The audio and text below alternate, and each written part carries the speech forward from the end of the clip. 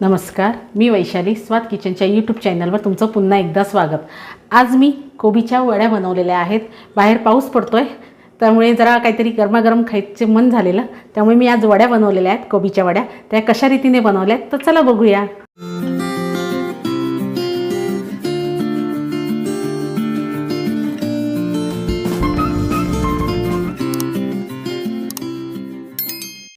कोबीच्या वड्या बनवण्यासाठी सर्वप्रथम आपण स्टीमर गरम करायला ठेवूया। मीडियम गॅसवर स्टीमर गरम करायला ठेवते, तोपर्यंत आपण मिश्रण तयार करूया। इथे मी एक वाटी मोठी कोबी घेतलेला आहे।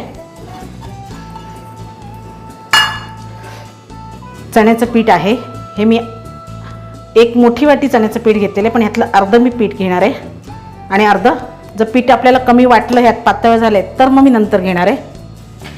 ही 1.5 वाटी मी हिरवी पेस्ट घेतलेली आहे, हिरवी मिरची, आलं, लसूण याची ही मी सगळी टाकून घेणार आहे। इथे मी तांदळाचं पीठ घेतलेलं आहे, छोटी 1 वाटी, त्यातली अर्धी वाटी मी टाकणार आहे। इथे सुके मसाले टाकून घ्यायचे आहेत आपल्याला। पाव चमचा हळद,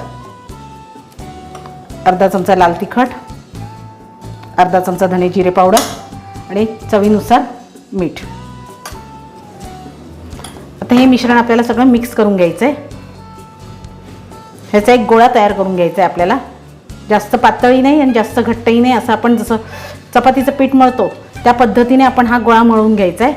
पण त्याच्यापेक्षा थोडासा ढिला आपल्याला गोळा मळायचा आहे। तर मी दाखवते तुम्हाला, हे बघा। पहिल्यांदा या पिठामध्ये आपण सगळे मसाले मिक्स करून घेऊया।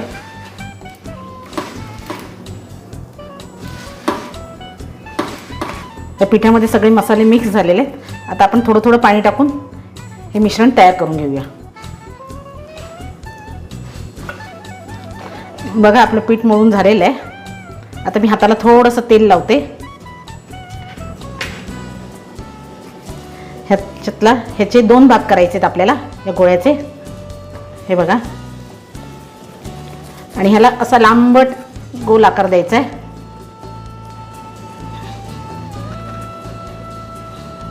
ह्या अशा प्रकारे। आणि हे आता आपण स्टीमरमध्ये ठेवूया। स्टीमर मी गरम करायला ठेवलं होतं आणि ताटाला मी ग्रीस करून घेतलेलं तेलाने। आता हे आपण स्टीमरमध्ये ठेवून देऊया।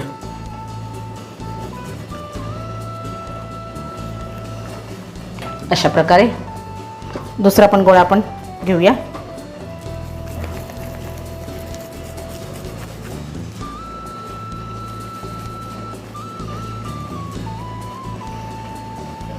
हा बघा, हा पण आपण स्टीमरमध्ये ठेवून घेऊया आणि एक 15 मिनिटासाठी ह्याला स्टीम करून घेऊया। 15 minutes later.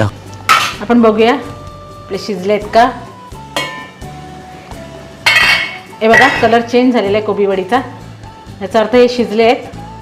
तर आता आपण गॅसची फ्लेम बंद करूया। तुमच्याकडे जर स्टीमर नसेल तर एखाद्या कढईमध्ये तुम्ही पाणी, 1 ग्लास पाणी टाकून त्याच्यावर जाळी किंवा वाटी ठेवून तुमची चाळणीला ग्रीस करून तुम्ही ठेवू शकता। तर आता हे मी काढते आणि एका ताटात हे काढून घ्यायचं आहे आपल्याला। पहिल्यांदा मी हे बाहेर काढून घेते स्टीमरमधून।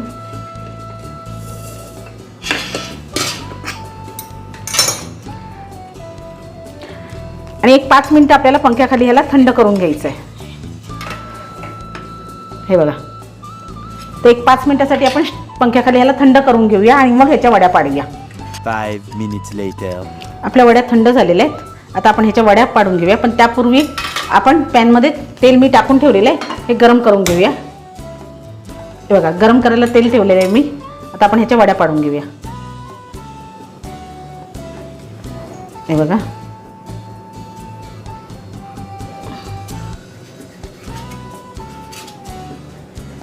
ह्या अशा प्रकारे गोल वड्या पाडून घ्यायच्या आहेत आपल्याला।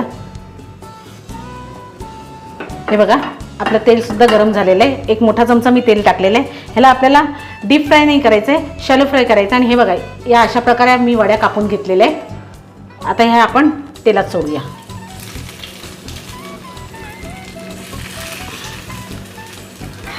तुम्हाला जर डीप फ्राय करून खायच्या असतील, आवडत असतील, तर तुम्ही डीप फ्राय करून सुद्धा खाऊ शकता या वड्या। मी याला शॅलो फ्राय करते। जेवढ्या एका वेळेला राहतील तेवढ्या वड्या आपण पॅनमध्ये ठेवूया. खरपूस आपल्याला एक गोल्डन कलर येऊपर्यंत तळून घ्यायचं आहे. आपले 2 मिनटं झाले आहेत. आता आपण ह्याला बघूया. वड्या आता आपण पलटी करून घेऊया. हे बघा, हे अशा तऱ्हेने आपल्याला दुसऱ्या बाजूने सुद्धा तळून घ्यायचे. या सगळ्या वड्या मी आता पलटी करून घेते आणि अशाच प्रकारे गोल्डन ब्राऊन कलर येऊपर्यंत तळून घेणार आहे. आपल्या वड्या बघा दोन्ही बाजूने खरपूस भाजल्या गेलेल्या आहेत. तर आता आपण ह्याला प्लेटमध्ये काढून घेऊया आणि अशाच आपण बाकीच्या पण राहिलेल्या वड्या तळून घेऊया. तर तयार झाल्या आहेत आपल्या कोबीच्या वड्या. आणि माझ्या कोबीच्या वड्याचा व्हिडिओ जर तुम्हाला आवडला तर लाईक, शेअर आणि कमेंट्स करायला विसरू नका.